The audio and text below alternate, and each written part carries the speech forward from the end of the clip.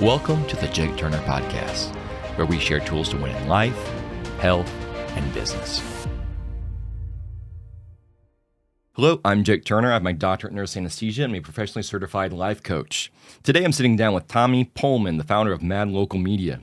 He bootstrapped from $0 to $200,000 a month in 8 months. And went from 0 to 110,000 followers on TikTok in 3 weeks. This episode is about identity, skill, momentum, and what to do when business gets tight. Tommy, welcome to the podcast. Thanks, man. Yep. Yeah, Glad to have appreciate it. I do have to say, though, 20K, not 200. Oh, okay. Yeah. Soon to be 200K. Yes. Yes. I just don't want to, I want to make sure that's very clear just before we get going, because I don't want people to think that I'm lying to the folks. No lying. Yeah. My first question goes over it. So you bootstrapped to $20,000 a month in 8 months. Mm-hmm. What did you do that most people won't do because it's uncomfortable? Man, I think the idea of letting go of the shame around selling when you're first getting going is a huge part of that. I think that you have to be able to knock on doors and make phone calls and make connections and not expect, I came into the Nashville market with a few connections, and quickly realized that those weren't going to be my golden ticket. It wasn't going to be this viral growth through referral and all these things. I think that, we had to really double down on meeting new people and creating relationships, being in the world, and I think that's what helped propel the business forward. Long way to go. I'd love to get to 200K a month. That is sort of the goal. I have friends right now in the same industry that own similar businesses that are doing those kind of numbers within a 3-year period. So I think, it's super possible, but it just does take a different level of focus, and being able to say no to things. But that's kind of how it started, and we're still going, man. So, well, good, man. I hope you just keep going. What do you think there's shame around selling that in your personal opinion? I think selling has always been really hard for me. Just wrapping my head around the idea of selling, and I think that when you actually have a really good product and you're a product focused business, even if you're a service business, I just consider it products. Like, you have a line of products that you offer to people, and those could just be services. In my case, media. So we sell social media reels, listing videos. We sell real estate photography, 3D tours, drone services. So we do like a whole suite of real estate media related services. And I think that when you can break through the barrier of going from a commoditized service to finding new ways to offer that service that actually make a difference, I think sales becomes a lot easier. But I think if you're selling a commoditized service, it becomes a lot harder because there's less of a UVP, there's less of a unique value proposition where you can honestly tell your consumer, it's not just, hey, we're nice people and we do good customer service. Because it's like, you're a service business pretty much across the board, you're going to find really good customer service. I think that that's where sales gets hard, because you don't really know what to say to sell, at least in my position. So I think I had to work really hard to differentiate our product across the market, to understand that, okay, this is what's going to open the door for sales for me, because I'll be able to say this, our product is actually different than our competitors. And I think that's what kind of opened the door for me. Yeah, I think there's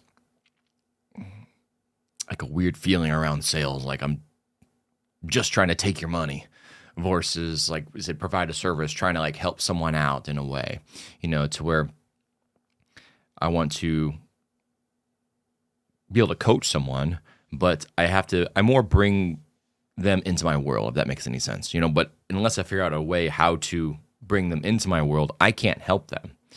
They don't give me any money. I can't necessarily, they're not invested in a way. So I think it depends what you are trying to do in the long run. If you're just really trying to help someone, by providing a service, improving their life, think of a way from that perspective versus how can I just get someone's money and take it from their pocket and put it into my pocket. I think that's a bad way approaching any sort of sales because the focus is on you. It's not on the customer and what they actually need and figuring out like what they actually need. How can I improve their life? And once you start focusing just on them with like anything in life, if you just focus on yourself, we typically suffer because when you just think about everything's just all about me, like the world isn't all about you. It's about other people. And so if you focus on helping other people, even from a sense of sales, I think it becomes easier. Mm-hmm. Does that make sense? Absolutely. Yeah. Yeah, without a doubt. You lived in 10 states in 7 years. Was that growth or were you running from yourself? That's a really good question. I could talk about this for hours, man. We have 90 minutes. I think that a little bit of both. Okay. But the thing is I would recommend it to anyone. So it's hard because it's like, yeah, I think there are parts of me that are always trying to run. And that's honestly why I decided to start my own business because I want that location freedom. That's like I'd say that's my number one value. Okay. Over money, over everything. Why is that? I think life is really short, and time is just fleeting constantly. And I think that if I don't build that for myself, it's going to be really hard to look back in the future and say I was able to maximize everything because I wasn't able to see everything. Yeah. And to build on that, it's like the ability to integrate your lifestyle more than just travel, I think is really cool. Yeah. It's like I'm not just seeing a place, but I'm experiencing a place through being there for longer periods of time. What made you create that perspective? I think it was probably moving around, honestly. Okay. Yeah. I'd say like I moved so much that, when you're in a place for 3 to 4 months, you start to kind of figure it out. Pivoting has always been kind of a thing in my mind that hasn't been hard for me, which I think is a blessing and a curse. Some people find it really difficult to change. For me, I think pivots they're easier when you don't wait to get started.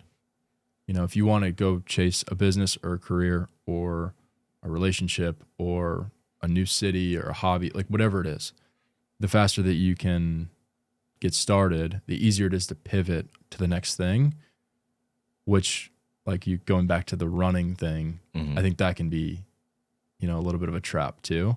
But I think that when you move around a lot, you start to understand that a lot of the places are the same. Like there's in groups and there's out groups and there's like the cool places to go and there's like the good food and there's the certain hobbies that the cool people do and there's certain hobbies that like the out groups do, and like you start to quickly realize that like it's all the same, So I think this idea of you should move to this new city and then I'll be happy. It's like I can almost promise you it's not the case. It's not. Yeah, crazy. Even if I just go on vacation constantly, I won't be happy. And to be fair, I do think though, if like say you're like you like riding dirt bikes, but yeah, it's awesome. I would say like skiing, for example. Like, Okay. dude, if you're diehard on skiing, move out west, dude. Like, what are you doing? Yeah. You can't live in Nashville and be like, skiing is my passion. Like everything is, everything in my life revolves around this. It's like, dude, just move to the place where you can do it. Yeah. But that's like a certain amount of people. I mean, there's a lot of people that can do whatever they want to do from wherever, and moving to new places isn't going to make you happy. But I think that to not regret things later, you should try everything. Yeah, I think being realistic, especially when it comes to moving, I'm not the type of person who can be like, I have no job, no money, and then some people will just move. I think some people have a security net a little bit behind that. Not everyone does. But I like to have a plan to where,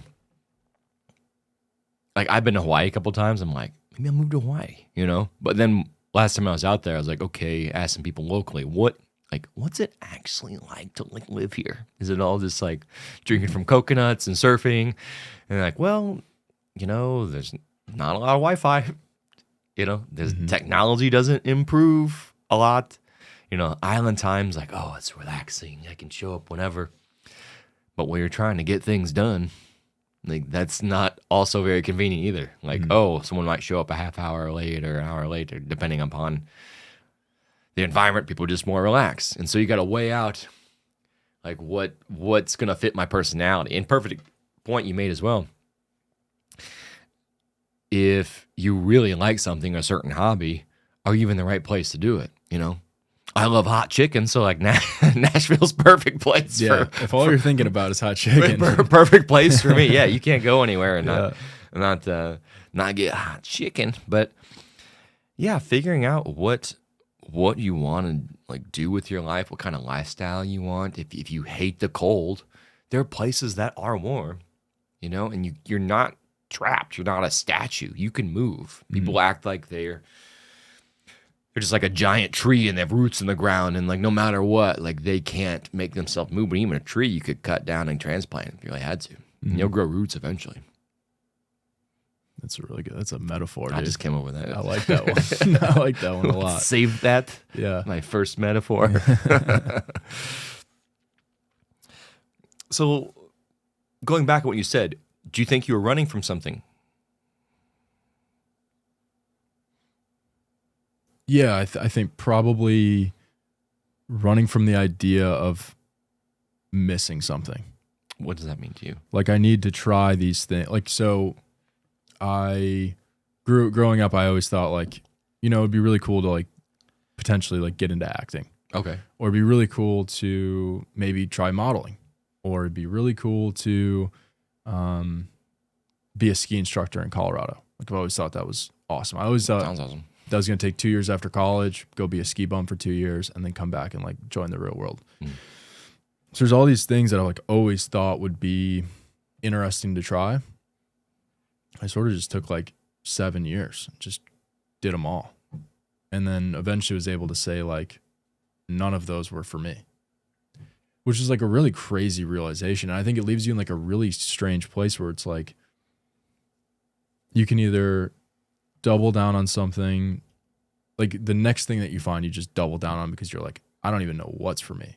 You know what I mean? But I think to go back to your original question, like running from the idea of missing out on the things that I've always wanted to try, and then being able to say now at this point, like I don't regret any of it.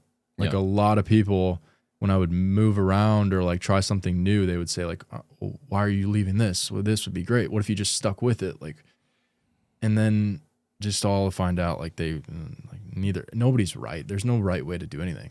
It's like they weren't right or wrong. I wasn't right or wrong. It was just, it is what it is. And it happened. And now I'm so happy that I did all of it. And yeah, I can honestly say I don't think I'll have like a midlife crisis when I'm older, genuinely, because I think that I got everything out of the way. Yeah. I genuinely believe that. Like, I don't think I'll have this regret piled up because it's like, just go do the thing. Yeah, I agree. It's smart because moving to Colorado and being a ski bum when you're 60, I don't even know if that's possible. Honestly, I mean, there's certain times in your life where those things, they just aren't possible, you know, or the experience is completely different. 5, 6 years ago or whatever, I started traveling, and I can tell you, even 5 years later, going back to the same place, it's not the same experience. Like just gaining a little bit of age changes it, let alone 20 years or more. And I don't know if you had this, but I had this where some of the experiences I created traveling and doing those things, I now have those with me for the rest of my life. Versus if I wait my whole life to create those experiences, well, I don't get to enjoy those memories like I used to. You know, I guess it doesn't matter if you eventually get dementia and you can't remember any of your memories anyway. But I would at least like to have lived and experienced those things when I had my health and my youth as well too. I don't know if you felt that way, but yeah, I think you carry it with you, and it's memories, but it's also like these experiences that you build on and that craft like the person that you are. Correct. So it's more than just like a picture in your head. It's like you're now this like well-traveled individual. Like if you look at the world as like a puzzle, like you have a few more of the pieces. Yeah, that's a good way of you know. it. Yeah. You kind of filled in a little bit more of the gaps. Like what would that be like? Yeah. And you kind of have a better understanding. Even from a sense of trying to put what life really means together. When you travel across the different countries, it's an education even to get from point A to point B, and realize majority of people have similar problems. I first went to Iceland. Some guy was complaining about his relationship who was like the tour guide, you know? It's like, wow, all the way across the world, exact same problem happened in America, you know, to where fundamentally we have some of the same problems from relationships, purpose, our health, time management, finances, all those things. But then there are nuances and differences of culture too, which then we can learn and adapt those things as well, to where it's like America, it's just like go, go, go, versus other countries, they treat you like a human more so because we are human. But in America, it's like we're trying to treat you like a robot and just work, work, work, and that's it, you know? To where I think traveling gives you that bigger perspective on things and a new perspective where you wouldn't have gained had you not traveled. Absolutely. Yeah, it's like more transactional here, it feels like. Yeah, absolutely. You know, it's a little bit deeper. It's like, I was literally hitchhiking through El Salvador and got in a guy's car. He like loaded up my surfboard for me. He's like, dude, no, I got this. I'm like, dude, I asked you for a ride. Like I'm walking down the road with a thumb out. Like, gets out of the car, grabs my stuff. Where are you going? What do you do? And he's like telling me about his family that lives in the States. And he's telling me like all these crazy stories. And it's like, yeah, you just become, your experience of the world is just a lot broader. Yeah. And that can happen in America too. I know. So I'm from the Midwest. We're talking about this. You're from Michigan, right? Mm-hmm. Yeah, I'm from rural Illinois. And I lived in California for 2 years. And I remember I was on this road trip, and two of these guys were out in the middle of nowhere, and they're stranded on their bikes, and their bikes were like, I don't know, like the wheel was off or something. They clearly were broken. You could tell just from driving by in my truck. And I told my buddies, like, hey, like, let's just go pick them up. You know, and they're like, you can't do that. You know, like, what would happen? I'm like, exactly, what's going to happen? They're not going to do anything. Mm-hmm. Like, a bunch of men in the car, you know, like, they seem like nice guys, whatever. It's totally fine. We helped them. They were miles away from when they needed to be. They were just as shocked that we helped them out as well, too. But they're forever grateful. And that was it. There was no transaction. It's just reaching out and helping someone else, you know? And that was 7-8 years ago. And that still brings me joy thinking about that moment. And just shows you again that when you focus on other people and helping them out, it's not just all about, oh, and me and I got to get to the park and we're hiking. It's like, no, if you help other people, we're all in this together, you know? Because there's going to be a point where a bicycle or motorcycle, I'm going to wreck and I'm going to need some help. You know what I mean? And I want someone else to come and help me in that same moment, you know, with no expectation either, too. It's also like that golden rule, just like treat other people like you want to be treated, you know? It's so simple, but oftentimes I feel like the simplest things in life that we don't do, that we just need to do, you know? Mm-hmm. When you were in LA in 2020, what did you think was going to happen, and what actually hit you in the face? Ooh, that's a good one. You know, I think that, so I was in college. I started playing around with cameras in 2018, kind of on and off. And then 2020 came around. That's when like the David Dobrik era, like the guys that were really going all in on YouTube kind of started. Okay, I don't know who that is. Who is that? He's just a big YouTuber. Is he? Okay. Yeah, so these guys that were, you know, they were giving away Teslas and like doing all this crazy stuff. And like, that's cool. Yeah, amazing. I'm sad I missed that. Yeah, totally. And I think that during that time, it was really obvious that there was like a lot of the marketing money was going into social media. Mm-hmm. It was like it was sort of there, but not really. And when I first got to LA, even it wasn't really there yet. Like a lot of the creators that I know now, their following has not changed, but their income has changed drastically over the last 4 years, just because those marketing dollars shifted into social media. So I was like in college and I was like, I want to start a YouTube channel. Then COVID hit. And I was like, I think I'm just going to, and then kind of jumped on the TikTok train. Seeing that my main thing was like YouTube. I want to do a YouTube channel. I want to start vlogging. But here's how people are funneling traffic from TikTok into YouTube. So it was like these guys would start TikTok accounts, grow those, funnel traffic into their YouTube, and then, get paid on ad spend or like whatever it is, views or ads or whatever. Yeah, I think AdSense, I think is what it's called. Yeah, exactly. So yeah, when I moved to LA, I like very quickly, so I grew from 0 to 100,000+ followers in like 3 weeks. It was ridiculous. Yeah, it's cool. What video did you post? It was a bunch of them. They were me cooking, actually. It was like very random. I should do that. I know, literally. I love to cook. If you're a guy and you cook, I mean, it's like your stuff's gonna do very well. Yeah, it's just like one of those things. It's like what we're kind of talking about before. Like, it's like a combination of characteristics that people like. Yeah. My old content is I'd have a girl ask me questions, I'd say something, and then here we are. Yeah, it worked. It works. Yeah. So I had figured out like the hook side of things, and then very quickly it was like 5 million views, like 1 million, 3 million, like all this. And then, at that time with TikTok as well. So you just grow really fast. When you got a lot of views, it was like the currency of a follow was like less than it is now. I think it's a little bit harder to get people to actually follow along with you than it used to be. Yeah, I think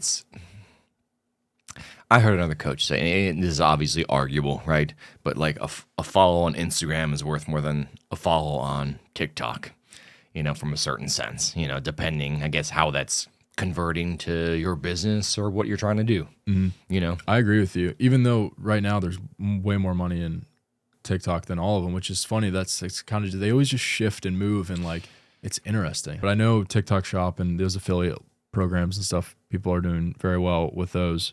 I'm not involved in them. I don't know why. Should be. But in LA, I think the big thing that I thought was going to happen was that I would continue this discovery of social media through a lot of work and like going into YouTube and doing TikTok. And I quickly just kind of became like an editor videographer, which I wasn't super excited about. And then I also just saw the volatility of social media at the time. So it just kind of fizzled, and I ended up leaving within like 9 months. And I love California. But I think that at that time, social media just felt really, really volatile. So it just didn't feel like the right fit. And I've sort of circled back into it, and I'm trying to kind of go for it again, which is really interesting. So, I think it kind of just goes back to the thing. Do you stick with it or do you pivot? It's like, it's kind of always up in the air. Yeah, I think you got to have the right mindset for it too, to where I can help you with that however I can. I've had people in these different marketing groups and learning things for content, and someone will have a video that, I'll just make up some numbers here or whatever. It's like, say a video got 1 million views, but then, and it got 50,000 likes and 50,000 shares, but then had 1,000 comments, and they're like, but a lot of the comments are negative. It's like, but 50,000 people liked it and 50,000 people shared it. So 100,000 people liked your video compared to, even if you assume all the comments are negative, which they're not, 1,000 negative comments to 100,000 people liking it.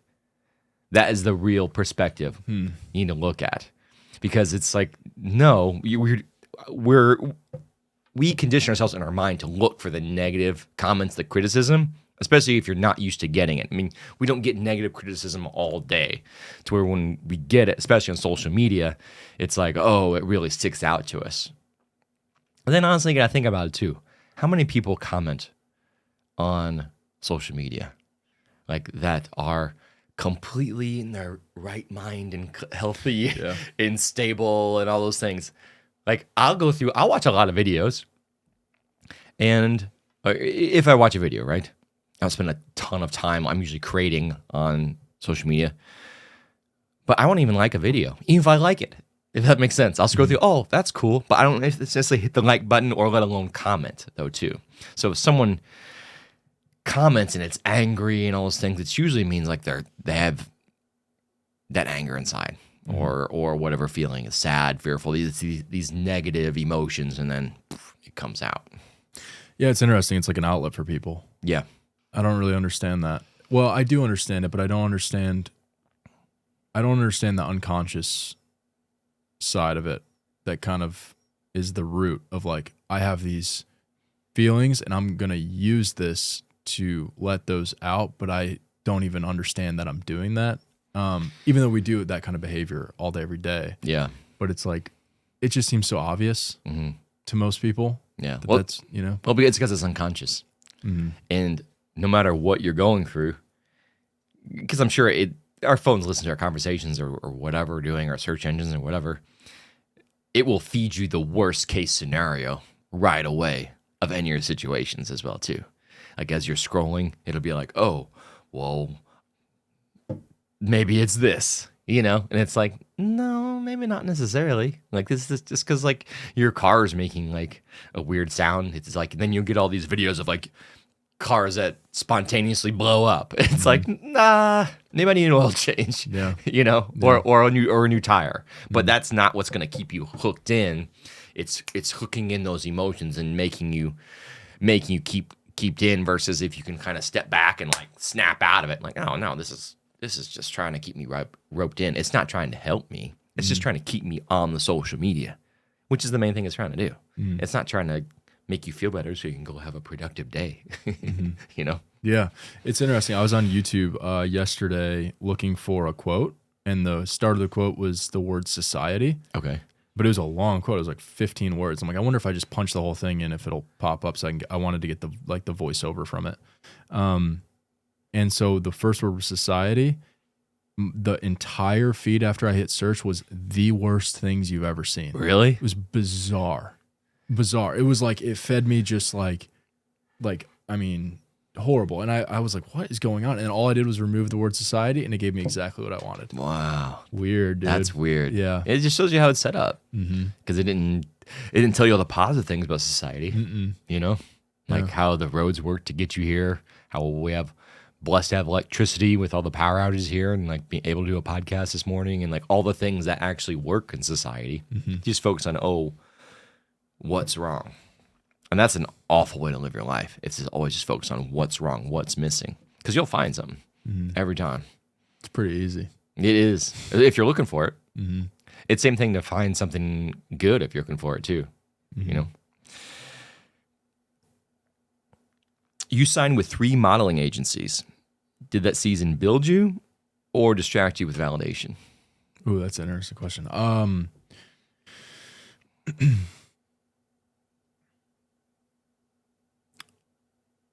I would say that the mission of my life hasn't changed at all. It's just find the thing that gives you location freedom to travel the world and see all the things that you want to see without distracting yourself without losing the opportunity for future financial gain. So make money, travel. I'm more than happy to work 12 hours a day from a coffee shop, as long as it's in a place that I want to be. Yeah, especially if it's Babu. That's where we met in Nashville. Yeah. That's a great Photographer's a big fan. I mean, yeah, place is awesome. I love it. It's so good. Go on. So interrupt. Yeah, so the mission is the same, and I think that was just an opportunity to do that. I mean, I have a very close friend who's unbelievably successful in that industry, and I just saw what she was doing, and I was like, you know, I'd been told a couple of times that like, hey, you should give that a shot. You might be good at that. Like, you know, whatever. And yeah, I mean, I think that it happened very fast. So within 3 months, I was signed in 3 markets across the country. Wow, that's awesome. So it was like pretty much immediate success from a first step perspective. Getting signed is really just the first step. Okay. And then I spent a month or 6 weeks in New York City for Fashion Week in 2022. Was doing like castings and all the stuff. Very quickly, it was just like, this is not my crowd. This is not my people. I'm not interested in.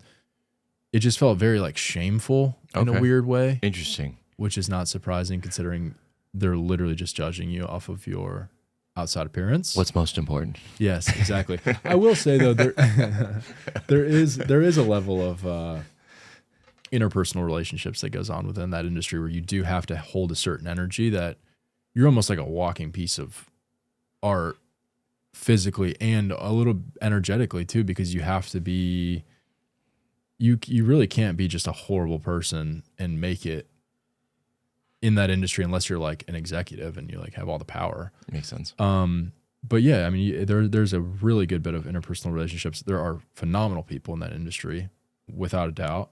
And like some of like the deepest, most thoughtful people I've ever met were in that industry, which is kind of surprising. Yeah. So really for me, it wasn't like it was more of just like the industry expectations of physical standards that I just felt like, I don't know, just it wasn't for me. Do you think they had a different way of looking at things? As far as what? Like, if your career is focused on your looks quite a bit, like, do you think that the people you work with like viewed the world differently? I think they view the world differently, but I think it's because most of them are so well traveled and most people get into that industry at like 16. Oh, wow. So they're going to these like major cities alone at like 16, 17, 18. Very different experience than like I grew up in my hometown, graduated from the high school, went to the state college, did the fraternity. Like those two people are going to have drastically different experiences. That's true. So I think it was more of that, just from an experiential perspective, not good or bad, right or wrong, this or that. It was just completely different life experiences. Yeah, and open, which is a lot different than if you meet someone from like a small town. They have a very fixed mindset on things. Mm-hmm. Have you ever heard of the donkey principle before? I haven't. So the story is there's a donkey and a tiger, and they're overlooking a field of grass.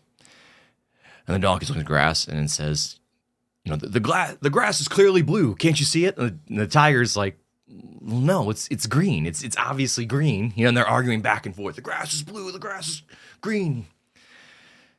And the donkey says, I know what we'll do. We'll get the king of the jungle and he'll tell us what color the grass is. So they go get a lion. They bring the lion back. And the donkey says, see, don't you see the grass is blue? And the lion says, you're right. You're obviously right. The grass is blue. And it looks at the tiger and says, you should be ashamed for yourself for being so wrong. The grass is clearly blue. I sentenced you to being silent for a year. And then so the donkey kind of like raises his head and like struts and like walks off. And then the tiger and the lion have a conversation. And the tiger's like, why am I being punished? The grass is clearly green. You know that. And the lion says, well, of course I know that. You're being punished because you've been arguing with a fool. You're much wiser than the donkey. And that's why he was punished. And so there's times in our life where people have a certain perspective. And no matter how hard you yell or try and get someone else for validation or whatever, you're not going to convince that person. And so I think it's important to know your perspective on things. And then, of course, the old school saying, don't argue with a fool. It turns you into one. Mm-hmm. I love that one. One of my favorite principles. I love it. Yeah, just want to share that with you. It actually ties in really well with what we were just talking about, with like the idea of these fixed perspectives from this very specific type of living versus these very open, I would almost argue, like, especially in creative industries, you see a lot more of that. Like these just open-minded people, and it's just, it's not right or wrong, and there's nothing to argue about. Right. Right, exactly. It's just different, and honestly, depending what we have been through in our lives, we see and perceive things differently. There's a lot of studies done where you can look at the same thing and you'll see it differently. And also it's a way of, if you realize when you communicate to people, a good way to communicate with someone is, say I'm communicating with you. I know if I say the base of our communication is that assume 50% of the time I'm actually wrong. And also I'm going to project my own perception of things onto you. That's going to change how you think of what I say and also what I think I say to you, because I know I'm already filtering for those things. I'm assuming I'm going to say this, but half the time I'm going to be wrong. And also just know I'm using my own life experiences and skills and everything I've gone through to filter whatever you're saying to me. Mm-hmm. And that's truth. So if you can think about those things, you kind of catch yourself, you're like, oh, well, and then you hear what someone else says, and like, that's actually not what I was thinking or feeling at all. And just being vulnerable to being wrong. How many people think that like, I'm right, you know? Mm-hmm. And it's just not a good way to build relationships either, too. No. It's like, what do you get for being right? Yeah. I think too, like when you have as a person, when you finally develop in your life, like a really strong constitution about what you want, I think it's so much easier to just be like, I don't care what you think, what you say, your opinions are yours. That's great. But like, this is what I'm doing and I'm going to stay here. And it's like this kind of tunnel vision effect a little bit where it's like this level of focus on where you're trying to go. And I think sometimes too, like if you're really that focused on what other people are saying, thinking, all these things, you're probably just not focused enough on what's in front of you. Because if you were like genuinely, truly focused and you had a strong, you had a really strong pull towards where you're going, it's almost like none of it matters. Yeah. You know, so it's almost true. You know, it's almost like a lack of focus a little bit, you know? Yeah, I think in clarity on your purpose, like we've talked about, I developed a journal I'm going to be releasing soon here, which we can talk about here soon, but basically focusing on what's important and just realizing like, what is my life purpose?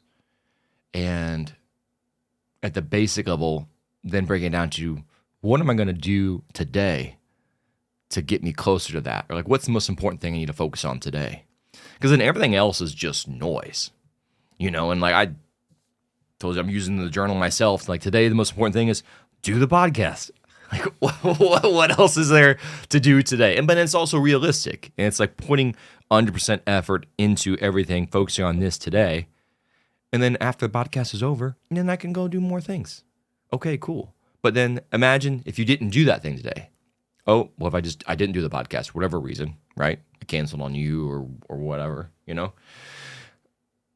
there'd be a big difference in how the day would have gone, for sure. Do you feel like that is becomes your criteria for if the day was a win or not versus trying to get this entire list done? It's like if I get this one thing done, then today was a win and everything else is just sort of a bonus.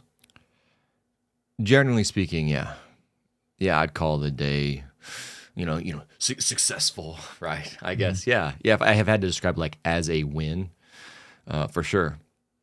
For anyone watching this, do you think if I sent them a sample of the journal, do you think that would be helpful? Yeah, for sure, because that's something that I feel like I fall into a lot is I don't know, some days it's like, well, I got this really important thing done, but it's like I didn't highlight it enough to make sure it really counted. So I didn't get the other 5 things done, and now I feel like my day is a loss. But if I were to just really emphasize the importance of doing that and doing it well, then everything else being kind of just like this comes second. And if these other things get done, great. But I know for a fact I got this one thing done. I think that's unbelievably valuable.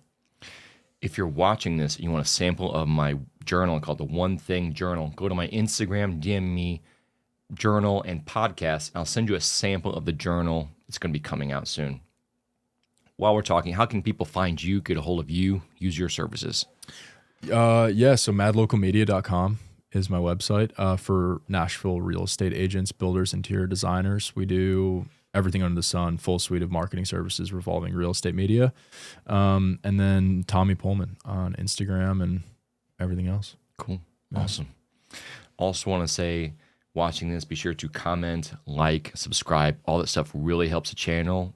There might be something I or Tommy says in this podcast that can really help someone and change their lives. So again, appreciate you doing that. You dropped out of college in 2024 and felt lost. What was the moment you realized you either grow up now or stay stuck?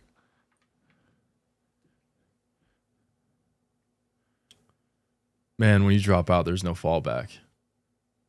You can't really sit on this idea of this thing that's holding some kind of value. And it wasn't like I was bad at school. Like in high school, yes. Early college, Sorry. early college without a doubt. Like not bad, but didn't try. I just carried those habits forward. I never learned how to study. I never learned how to focus. I never learned how to set time aside and really go all in on something.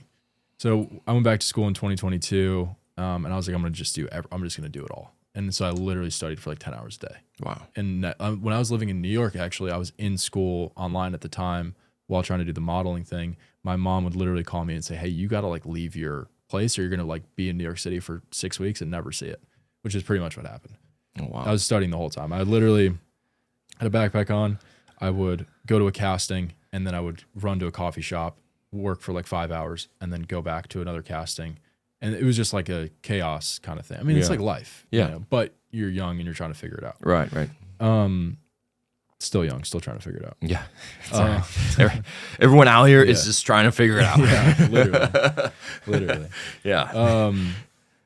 But yeah, so I went back to school. I did well. I think when I finally decided to drop out, I was like, dude, this is just, I didn't see the value anymore. I was like, I don't think this is worth it. I don't want to go into debt. I've become very debt averse over the years. And the reality is you just got to figure it out. I mean, genuinely, you just have to find something that can generate some kind of revenue. It's like that simple. It's like find something that can bring in some kind of money or just like build your own opportunity. Like, but what if I want to complicate that?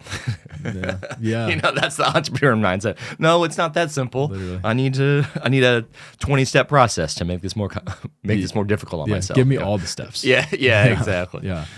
No, yeah. I mean, you end up having like, I love the saying,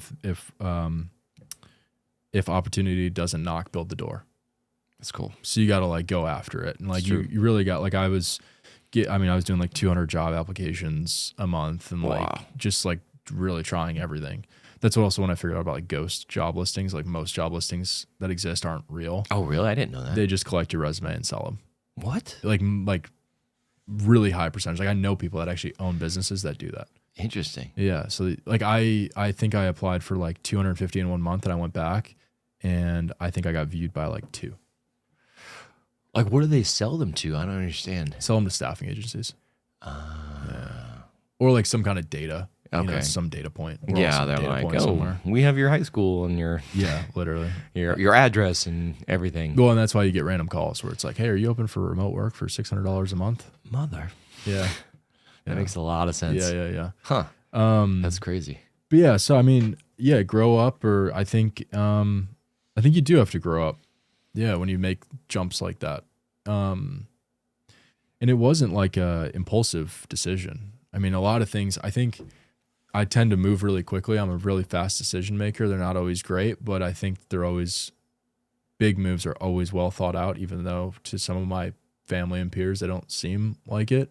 I spend hundreds of hours thinking about big decisions. I'm a little bit like compulsive in that way. So I'll just think about the same thing over and over again until I come to a decision and move forward on it. And I think, you got to you got to build the door when you do stuff like that. Yeah. You really do. Yeah. Yeah. I think it's important with big decisions too. There's different ways you can do it. I mean, I do a classic, make a giant T, positive negatives, What are the good things if I do this decision? Boom, boom, boom, boom, boom, boom. What are the negative things, or if I take no action? Boom, boom, boom, boom, boom. You can break that down into 4 different quadrants as well, too. And that really creates clarity on a decision. You'll find out right away, especially if you do the simple T principle. Usually one side has way more benefits or negatives than the other. Like if you're trying to, I don't want to say leave a job, a relationship, or move somewhere, right? If you see all these lists of negative things, you're like, oh, well, it's time to go. Mm-hmm. Or these negative things, it's like, now it's time to take action. What am I doing? Like, there aren't many downsides here. Look at all the upsides of what I could be doing. That always helps me. Mm-hmm. So, but that's good you're taking time to spend, because some people just will make impulsive decisions without doing any order of thought. And then it's like, oh, they'll even say, oh, I didn't think that through. Well, yeah, maybe you should have, you know? I think part of it too is if you grew up in chaos and you're used to chaos, even if something good's going, you'll create chaos. And then because it's familiar. Yeah, will you dive into that a little bit? Because I Yeah. feel like that's something I can relate to. Oh, really? Yeah, absolutely. Okay. I could help you with that a little bit. Like, I don't really coach a lot of people on the podcast, but I could, if you're open to it, we could talk about it a little bit. I might be able to help you. Sure. Yeah. Yeah. So what problems are you struggling with that? Well, I there might be a little bit of might need to clarify on sort of what I mean exactly is like, I think that I often take the harder path, even if it's not 100% necessary. Okay. Like I have to take the path, like there could be a really great thing right in front of me, but I have to take the one that's like a little bit more challenging and uncomfortable. And I don't know why I do that. Because there's so many people that just like, they'll just take the easier one, that even if it's not 100% necessary to take the uncomfortable path. Yeah. You say you don't know why. Well, if you had to choose a reason why wouldn't you take the easy path? I feel like it's just like not enough. Like I almost feel like I'm like addicted to the problems a little bit. Why isn't the easy problem enough? Because if there's a hard one sitting there, I'm gonna choose that one. Because I'm like, I don't know. I just think, I mean, maybe it goes back to like, I don't know. If you did know, Yeah. what do you think you'd say? A lot of people don't sit with these feelings and conversations, but there's a reason. Yeah. Underneath there, especially when it comes that not enough. It could be you don't think you're enough in some way. The two most common problems people have is they think they're not enough, and then what usually comes from that is that because of that, then they don't deserve love. And those are like just like the most heartbreaking things, and we usually learn that from some lie in our past. I don't know if that's true for you. Most likely, whatever that is. But your brain's probably protecting itself because it doesn't want to think about it. If you didn't just think about it, and your gut just said the first thing that came to your mind, what do you think it would be? Yeah, it's probably trying to make up for not feeling like that. And then if I do this big thing, like then it'll be. It's just kind of like the standard, like then I'll be. Then you'll be enough. Yeah. Or happy or cool or this or that. Yeah. I mean, there's a million. Yeah, but what if you're not that? Then what? Then what would happen? Yeah, I'm sure there's some kind of public humiliation factor there. And then what would happen? Yeah. Because of that. Then you'd feel like you're not enough. And then what if you don't feel like you're not enough? Then what happens? Really nothing at the end of the day. Yeah, I see what you're getting at.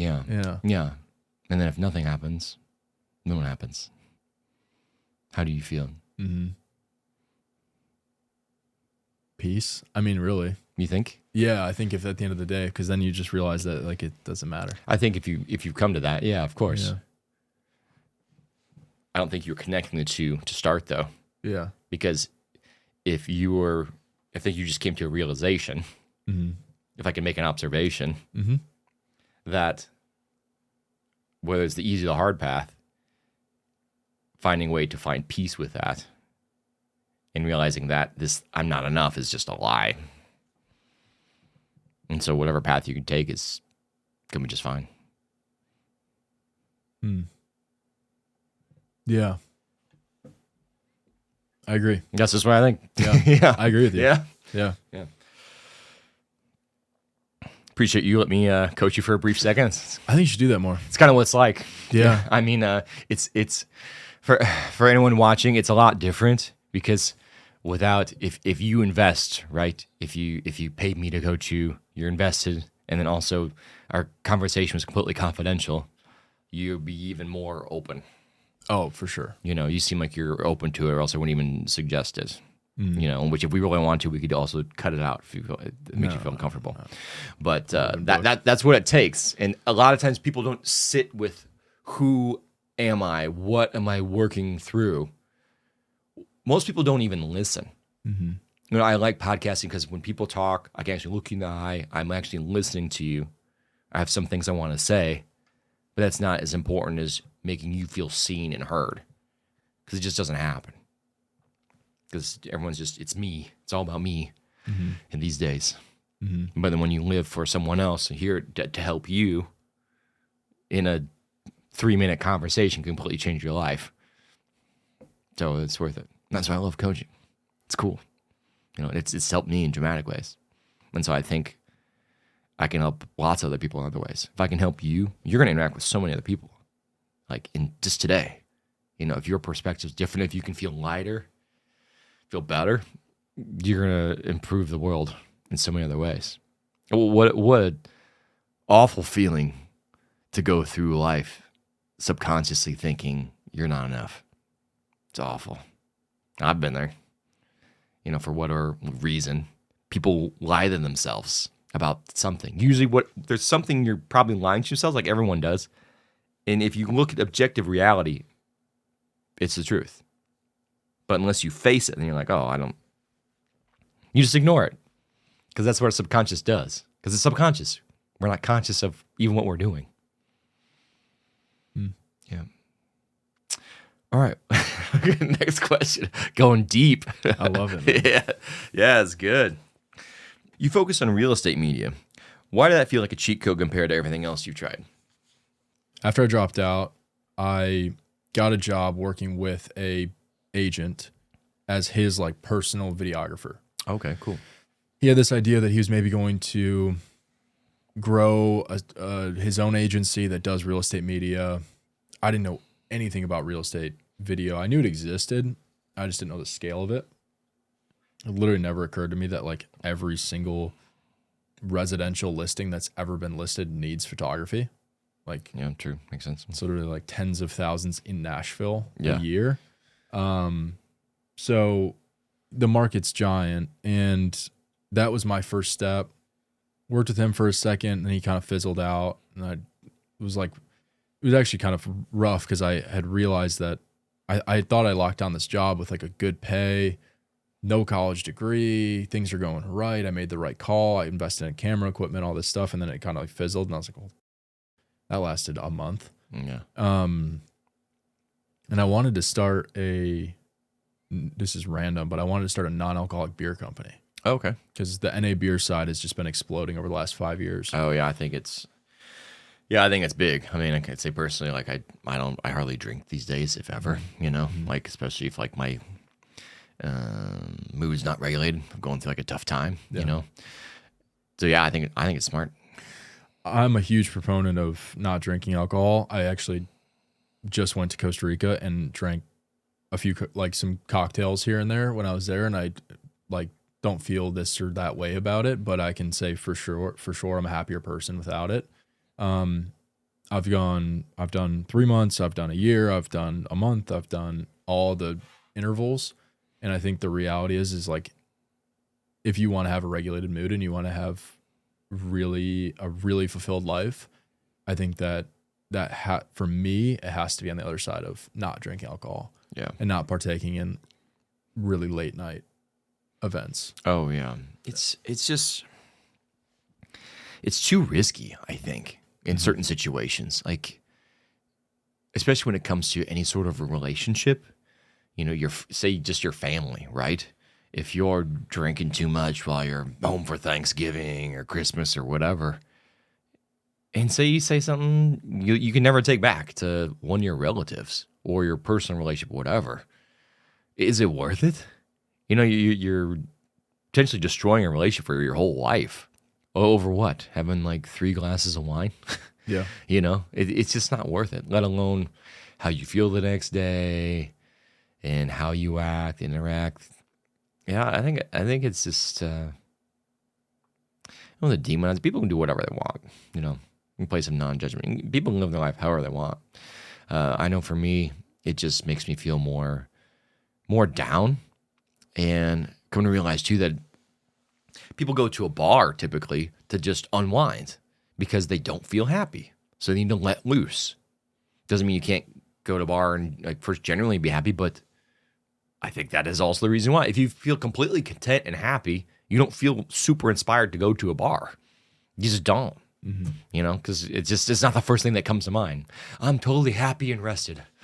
I'm gonna go to the bar. Yeah. It's just, the two don't typically line up. That's what I think too. If you're looking for a relationship, a bar's not always the best place either, though. Too. Oh, I can 100%. Just because of that reason. Yeah. If you want someone whose baseline is happy with their life, there's going to be other places you can go. Yeah. Think of where does that person go to?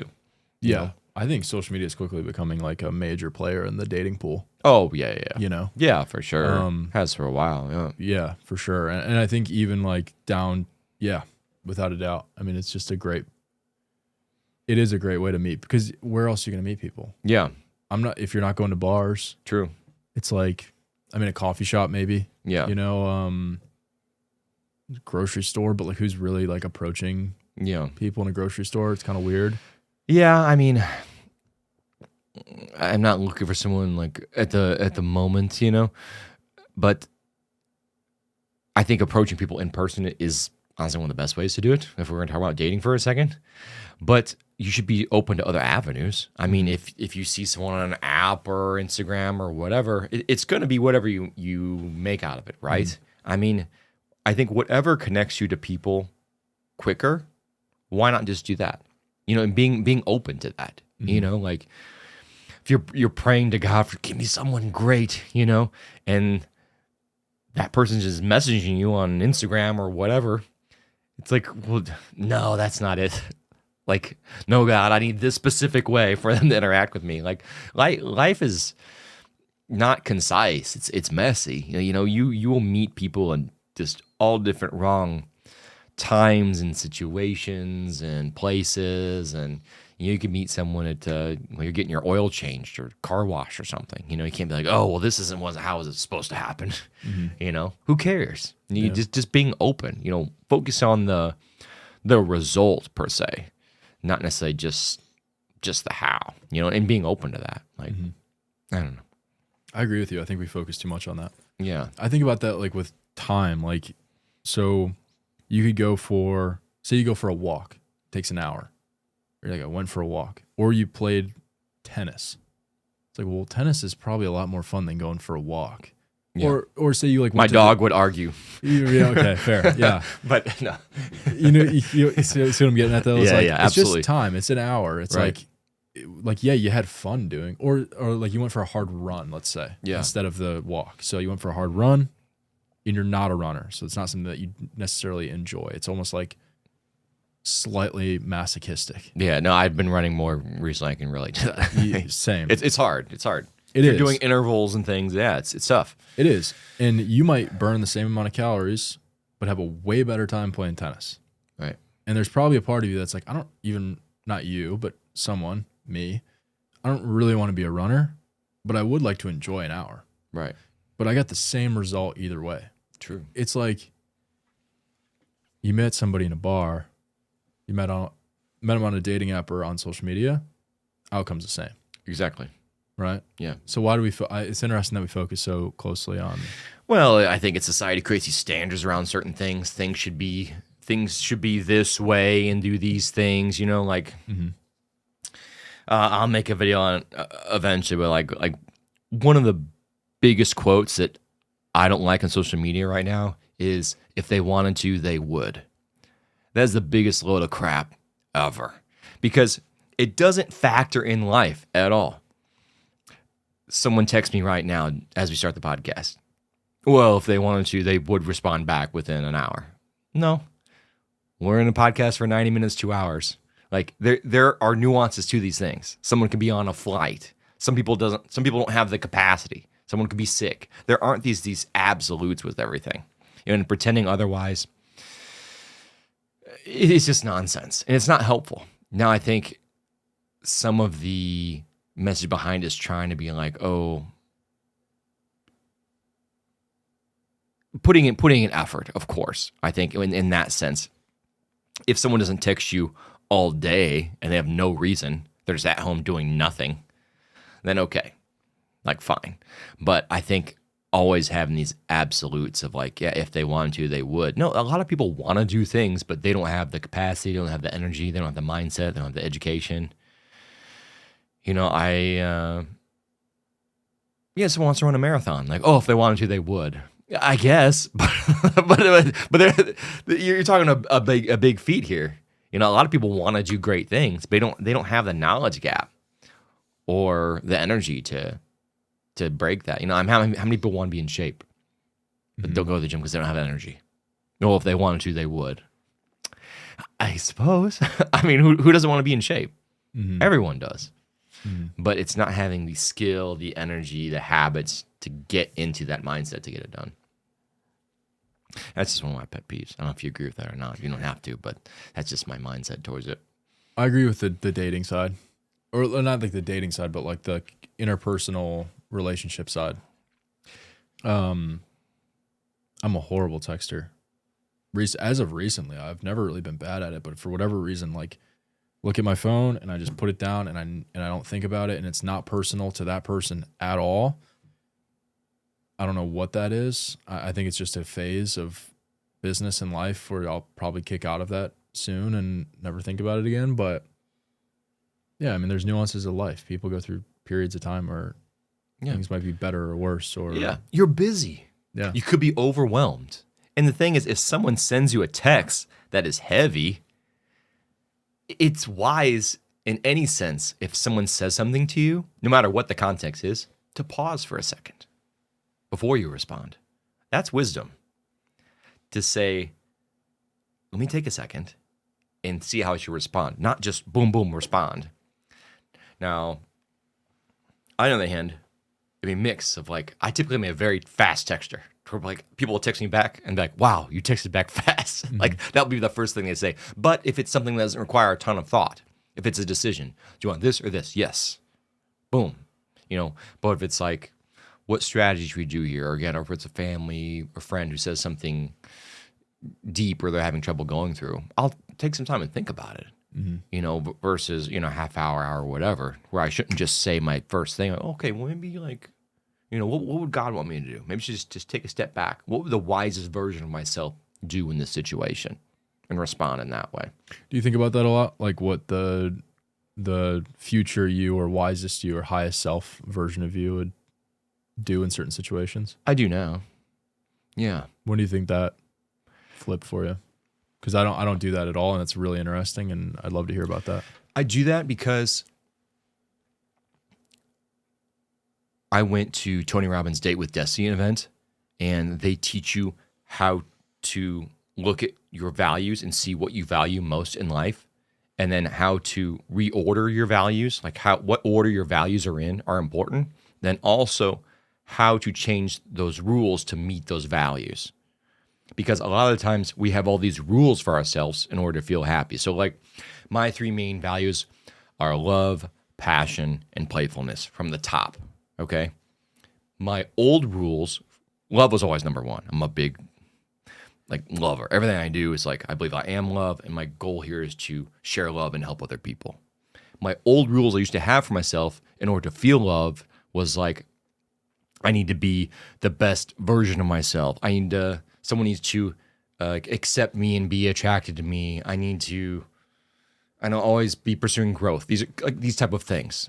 As you see what's wrong with some of those things, those rules. Tell me, what do you think? What's wrong with some of those rules? Just like progress oriented, maybe. Yeah, kind of vague. Yeah. Okay. Sure. Also dependent on someone else, and so the way our values and our rules usually are aligned with our lives, it's very hard to feel good, and it's very easy to feel bad. So you also have these rules these values that are called away values. The toward values like love, passion, playfulness. Away values are things like sadness and rejection. You know, and then you can rewrite those to where those actually can be hard to meet. So like rejection, it could be like, oh, yeah, if someone's not attracted to me, if someone, you can make up anything. You know what I mean? Someone doesn't want to be in a relationship with me or some of those things. Now, is everyone going to be attracted to you? No. You know, especially me being ginger, like I'm gonna acquired taste. Like I'm totally acceptable of that, right? But if you make those away values, the things that make you sad, hard to achieve as well. So for say rejection or sadness, right? You start with a phrase saying like, only if I were to believe in the illusion that someone can truly reject me, instead of realizing that it could be timing, misalignment, or God protecting me for something. Also, sadness is like believe in the illusion that like my childhood should have gone this way, and believing in that fantasy instead of realizing that everything I've been through has built me into the person I am today. And having to have both those things to be true in order for me to feel sad.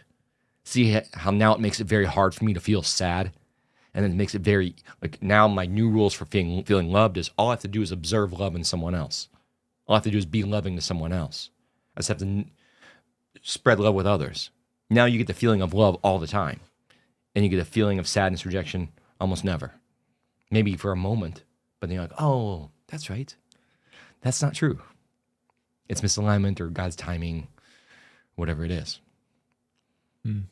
That's I highly recommend. It's beautiful. Tony Robbins' Date with Destiny event. You don't need to go to the event to do that. You can walk through that, but you also got to be in like he talks about like a peak emotional state. You got to get yourself in a heightened state to go through and look at your life and say, what do I actually value? What am I actually thinking? You can't like approach like everything that's running your life like, okay, let me write down my values. Yeah. You know, you're not going to be able to do it. It takes way too much energy because your brain is already used to being wired this way. If you're going to completely rewire your brain, how you think and experience life, it requires a lot of energy. I remember after I did that, I was like, I feel so drained, but in the best way, because you had this big release of energy, because now you flip the script on the game. Now I run the game. You know, I write the rules to my life, not anyone else. And then you walk around life and you're playing by a different set of rules, and people wonder like why you're so happy, why you're moving forward when you're going through difficult times and other things. It's like, yeah, because I live by a different set of rules than you do. And it works. And letting go of values too that don't serve you. Like significance, some people have really high to the top of their values, like being famous, being popular on social media or any other actors, whatever, their significance is usually high at the top, which we all have a need for significance, by the way. It's just one of our human needs. Tony Robbins says all this stuff. Most people get significance from spirituality, being religious. And some people can overdo it. But the flip side of that, an opposite value, is love. If you feel loved, you don't feel the need to be significant. And so that's why I actually struggle with that some with social media, podcast stuff, or whatever, because I don't have this big drive to be significant. I have a drive to be loving and share love with other people. But what does being popular do for me? Honestly, it just creates more risk in any way. Why do you think that? Because when it comes to like your job or whatever, you usually get a lot of hate that people come after you, you know, and like in that sense, I think that's what I mean by risk with that. Gotcha. But like real life. You're right. Oh. Right. But if my purpose is to live for God and share love and help other people, that is a bigger reward than the risk. So I'd rather take on that risk and feel fulfilled and live my purpose, and that's my mission, to help other people, than worry about the risk of, I'm going to deal with haters. You know, you're going to have someone who's going to try and take you down in some way. And so I'm very careful and calculated about things I say and social media I release, and just put out more and more value and show people who I truly am, to where you want to be the type of person that lives a way that if someone says something bad about you, they're like, no, I don't think so. I know Jake. That's not him.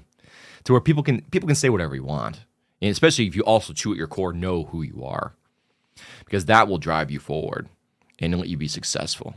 And also make you realize, like, if the support I need is in myself and on God, I don't necessarily need anyone else's support, because until you become successful, a lot of times you're not going to get the support you want and expect.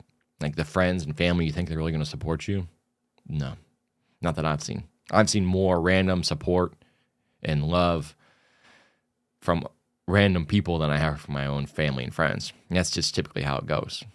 Which is so crazy, dude. Yeah, it's totally contrary. Yeah. Not that, like, my mom, thank you, Mom. She shares a lot of my social media stuff. Appreciate you. Probably watching the podcast. But yeah, a lot of people, they don't want support. You know, it's interesting. So, like, my parents are both my biggest supporters in life. My dad, I could tell him I want to be an astronaut tomorrow, and he'd be like, "Dude, let's go." That's awesome. Yeah, he'd do, I mean, like, literally He'd be like, anything. "Yeah, He'd be like, "Let's do it." You know, where are we getting a spaceship? Yeah, yeah. I'll grab the helmet. You a spacesuit. Yeah, I already got 3 helmets coming from Amazon. Yeah, hell yeah. But dude, it's interesting, man. It's like the attitude of, it's almost like a like from the hater people, or like people from like hometown, like who cares, like, you know, that kind of stuff. Yeah. The attitude is almost like, how could you want to do something bigger for your life? Yeah. And it's kind of sad when you think about that. Yeah. You know, it's like, how could you want to like travel and have cool friends and do cool stuff and have access to the coolest parties and the best places of these events or these things, like connect with more people and help more people? Like, how could you want that? Yeah. And it's kind of it's an interesting perspective. I think it's a couple different things. I think some people are just content. They don't want to travel. Like they, in a sense, it's admirable because they've reached the same level that you're trying to get, like that contentment of like, oh, I feel good and traveling and succeeding in business or whatever has got me there. They can have that. Also, you have two where if you're going after very big goals, a lot of people aren't going to relate to you. And they also will have this sense of like, oh, like, who do you think you are? You know, especially when it's you came from the same area they did and they see you do the things that they don't have the balls to do and you're out there doing it. It's like, this is the only thing I think that makes sense. It's like looking in the mirror. Like, it's like showing them a mirror and they're showing them everything constantly that you're doing, that they're not doing, that they know they could be doing. And it makes someone feel bad. But that's not your intention. Mm-mm. That's not my intention either. I've lost friends that way. And it's like, I'm not trying to lose my friendships. But at the same time, it's like a lion trapped in a cage. It's like you're going to feel like what am I supposed to do? Feel like I'm in jail my whole life? Mm-hmm. It's like, no. And yeah, I think a lot of people are broken too, in a sense. Like, everyone's broken, honestly. Have you ever heard of, there's a Japanese art form called kintsugi? Mm-mm. Basically what it is. I was wondering what that was. Yeah, basically what it is you take something, like they have like a ceramic pottery and they break it, right? But then they put it back together with gold. And which one do you think is worth more?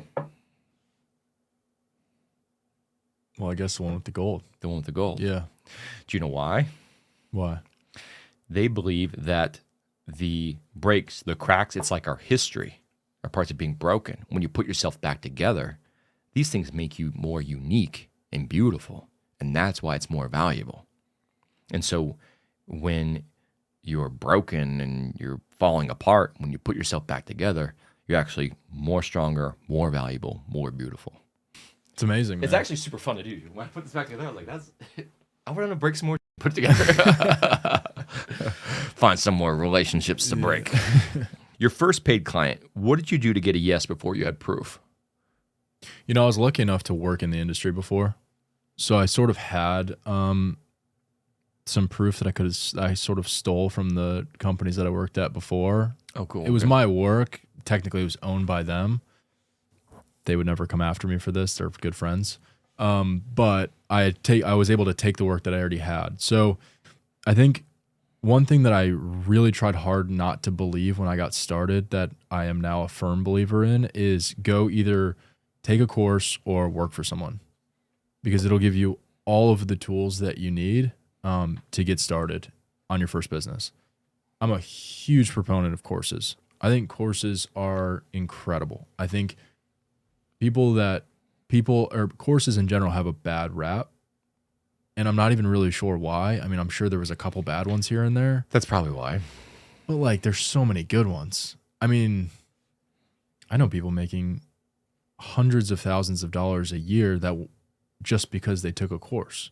It's like, and the course was like $400. That's crazy. It's crazy, dude. Like it's the decentralization of education on the internet right now is incredible to me.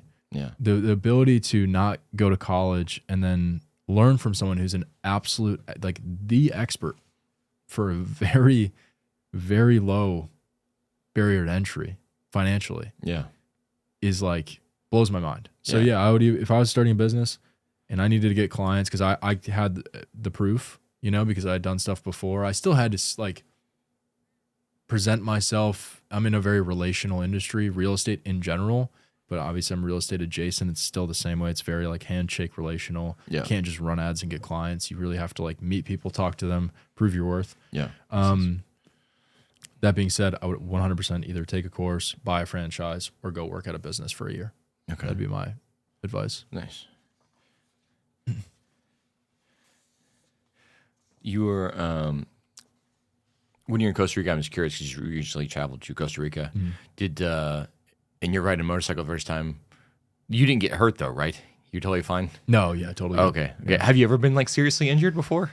I broke my wrist ski instructing in Colorado. I was skiing after work and got hurt there, but nothing that I can really say is like terrible. I'm pretty like, I kind of ride that line between doing dangerous stuff, but I'm like kind of a baby about it. Okay. Like I'm right on the edge of like doing the cool, Yeah. but I'm like, I'll just stay like right below that. Yeah. In which sometimes could be worse.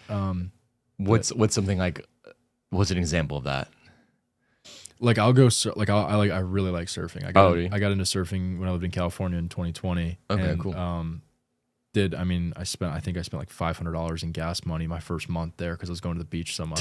Dang, that's which is crazy. Yeah. But I really fell in love with it, and now I just travel to do it. I'm not that good. I look at it as sort of like a lifelong pursuit.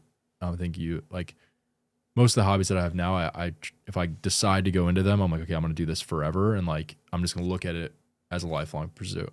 Whether or not I actually do them forever, who cares? But like, I think it allows you to fail a lot and look really stupid. Yeah. And I'm also kind of like weirdly addicted to being bad at stuff, which is weird. Okay. Like as soon as I get kind of good at something, I kind of quit. Okay. Because I'm like, I beat it. You know what I mean? see. Yeah. I want to like play the game. Yeah, like conquer. Yeah, like I kind of conquered it, but to like the lowest level of like decent. Yeah. And then I'm like, okay, on to the next one. Gotcha. But yeah, I think like let's say like snowboarding. Like I'll get I'll do the 30-foot jump. I won't do the 50. I see. You know what I mean? Or surfing, I'll get out in the 6-foot waves. I won't go in the 8 to 10. Okay. So I'll just stay like right below where things start to get a little hairy. Interesting. And then I'll just stay there forever. I went surfing recently in Hawaii, like first lesson, and I don't know if it's for me, but have you been to Hawaii? Yeah.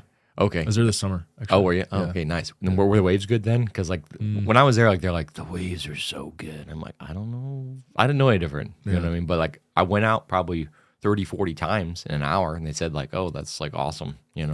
But I fell off and like stepped on a giant rock, and I'm like, oh, surfing's not for me. Yeah. It can be the little stuff, man, when you're getting going. Oh, dude, like I mean, so like being injured, like I have a ton of injuries before, like breaking my arms or like I've gotten like things in my eyes before, and like that's not good, And you just gotta be careful, dude. You know what I mean? Like, I mean, you just kind of never know what's gonna happen. Like, you don't want to be like not be able to use your hands or something for like the rest of your life, based off like a new hobby you're doing, And see, I struggle with that, man. Yeah. Because I want to, like, I think sometimes I wish I was a little bit more risky. just because I feel like now is the time. Yeah. Like I don't want to look back when I'm like 50 and be like, damn, I wish I would have taken some more like physical risk and like done some like gone paragliding and like skydiving, which I've never done. I'm like super afraid to do. Really? But I should probably just go for it because it's like, I mean, time is fleeting, man. I don't know. I think you should. I think you might be similar to me. You might relate to this or not. Like I've been skydiving twice, and like for me, it was one of those. It just once I scratch it, I'm like I'm good. Like I went twice skydiving. I have no desire to go skydiving anymore. Really? Yeah. Zero. No. No. And did you? Maybe if it was in like maybe like Dubai or Hawaii, just because when you pull the chute, it's like beautiful. But like I did in certain places in like Illinois, and I'm like, oh, there's nothing. Yeah. More corn. Yeah. There's corn. like sweet, you know, like there's nothing else to see, you know. But yeah, it is a crazy experience. And I don't reason did it twice too, is like they said it was a lot different the second time, and it was because like when you first tumble, you black out, and so you don't remember anything. Oh, because you're so nervous. Well, your brain just shuts off because it's like you jumped out of an airplane. Really? You know, so Dang, we're gonna protect you. Yeah. You know, but then the second time you jump out, and you're like, oh, we've done this before. Like we don't need to shut it off. Like you'll be safe. You know. But yeah, you should, man. I think you like it. It'll. I mean, in this time like where it's at risk, it's growth. You know, it's not always just anxiety; it's excitement as well. The thing about when you have anxiety, it's like your heart rate increases, your blood pressure increases, your focus, sense of attention. So I think anxiety too is just like free energy. You can use it as well. You don't have to just like let it wreck you. You could be anxious about the podcast and be like, I'm going to really focus and deliver and make this great. I like that. I like that a lot. Yeah. I never thought about that. It's like just reframing things. Yeah. That's a simple thing. If you can learn to reframe things, yeah, you can just basically coach yourself in doing stuff you never thought you'd ever do. If you had the chance to go back and talk to your 9-year-old self, what would you say to him?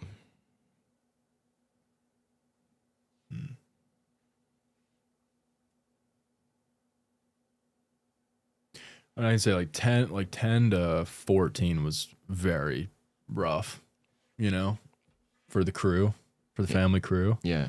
So yeah, just like everything's gonna be okay, man.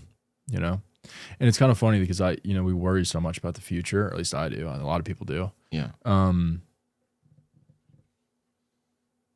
if you can just hold a sense of knowing that everything's gonna be fine in the end, you know, it makes stuff a lot easier. Yeah. But also, like you were saying, this anxious energy that you can turn into, you know, work energy or whatever it may be for the good. Yeah.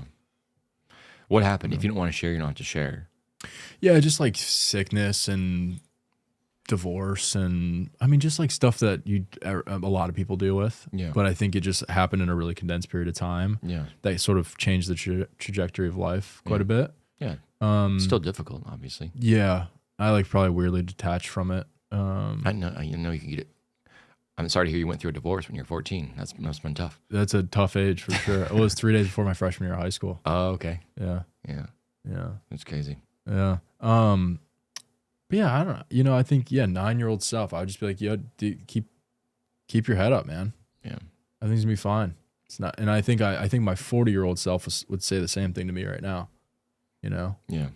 And that would just keep going. It's just like everything's gonna be fine, man. It's gonna pan out. That's another great thing. Like, if you're having a tough time or trying to decide what to do, if you just think like, what would future you do? You know, what would future Tommy like come to your situation and be like, what are you doing? You know, like pick you up and put you over here. Or like, what the hell? You know, like, no, like, don't do that or do this over here. Like, I feel like we'd save ourselves so much time. I've done that myself. And it's like, what my future Jake said, like, what? Oh, no, we're not doing this anymore. You know, like, oh, okay, fine. That's fair. You know? All right, this is an episode, part of the episode called Rapid Fire Random Questions. I got some pretty random questions for you. I've been upping my random question game here. So hope you enjoy. Would you rather sweat mayonnaise or cry ranch? Sweat mayonnaise, dude. I'd have buns laying around, brother. I'd catch it up. Bro, speaking of, one time I I love ketchup, by the way. Like when I eat like a burger, I always like get tons of ketchup. I got ketchup in my eye, and I had to go to the doctor about it, and he told me that I had hindsight. That's an unreal joke. The sincerity that you told that with. That's pretty good. Well, I had to set it up earlier because I told you I had an eye injury earlier. I know. I was thinking of, dude, that was a great setup because I was thinking, oh, this guy's obsessed with talking. His eyes getting hurt. Yeah. I didn't care about you getting hurt. I was just trying to set this joke up. That's actually hilarious, dude. Gotcha. If you were an inanimate object, what would you be and why? Ooh. I'd be a plane. A plane? That sounds fun. Yeah. Be a plane and then Why? you're flying around all day. Because I can't really think of anything else that would be, or a spaceship.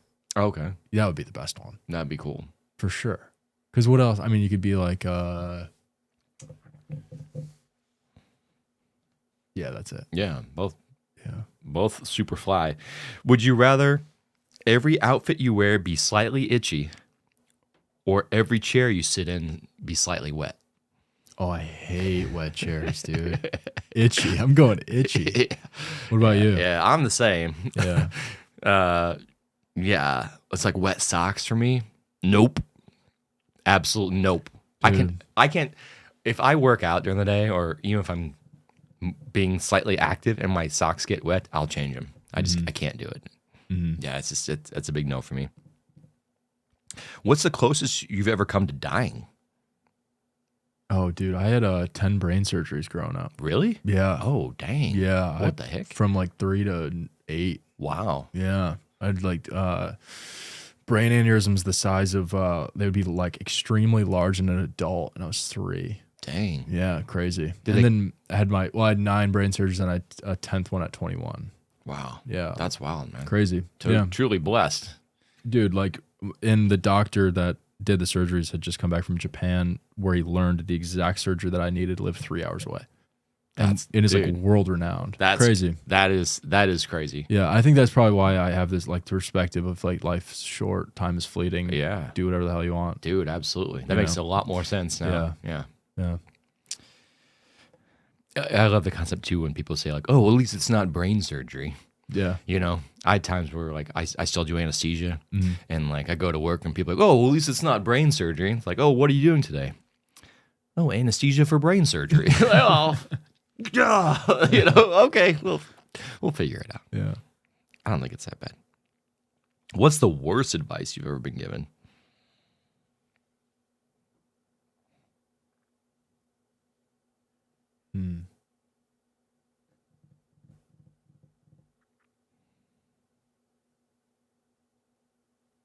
Stick with it if it's the wrong thing.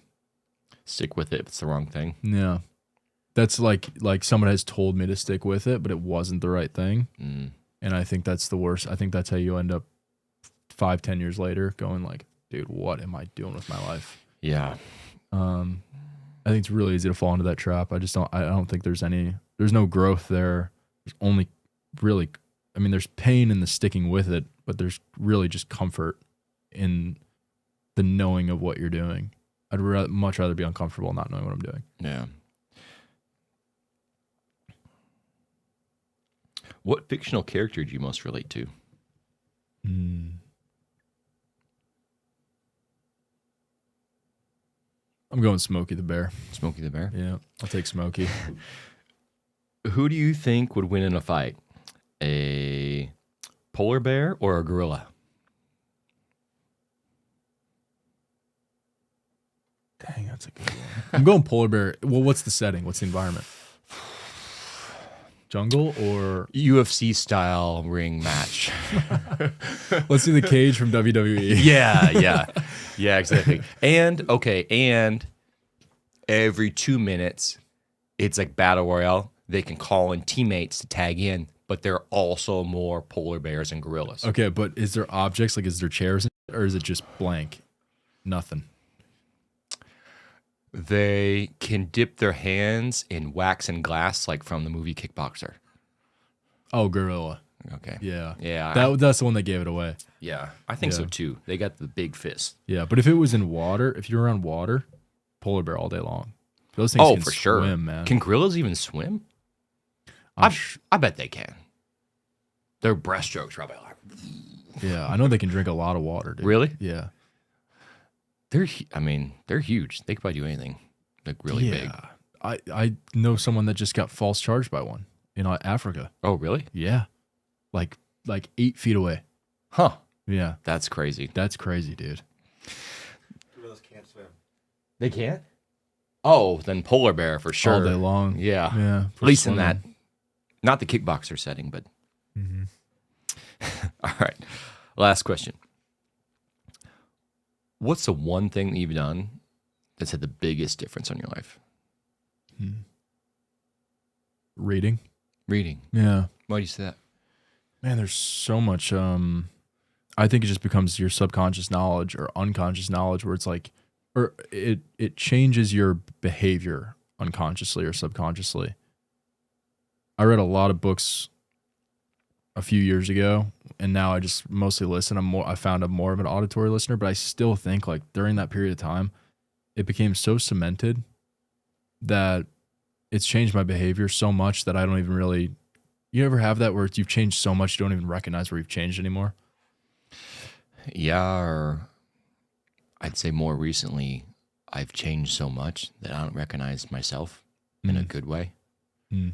And so then when someone tells me, you've changed, I'm like, yeah, I don't even recognize myself. Mm-hmm. So then you're not surprised by that, Mm. but in a good way. Tommy, thanks for being on the podcast. Thank you, Jake. Really appreciate you. Appreciate you, man. Thanks for tuning in. We'll see you next time.